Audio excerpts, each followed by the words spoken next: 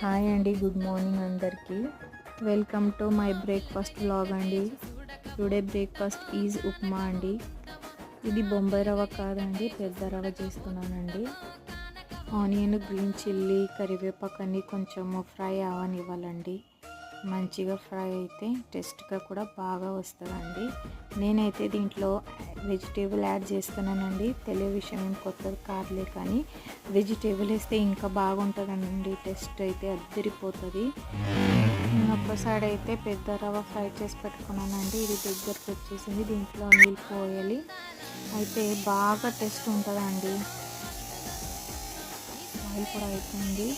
ఉప్మా వేసేసానండి. బాగా అయితే టేస్ట్ అయితే చాలా బాగుంటుందండి. రెడీ ఫర్ ఈట్ అండి. పిల్లలు అయితే చాలా ఇష్టంగా తింటారండి. దీంతో కాంబినేషన్గా మీరు పెరుగు యూజ్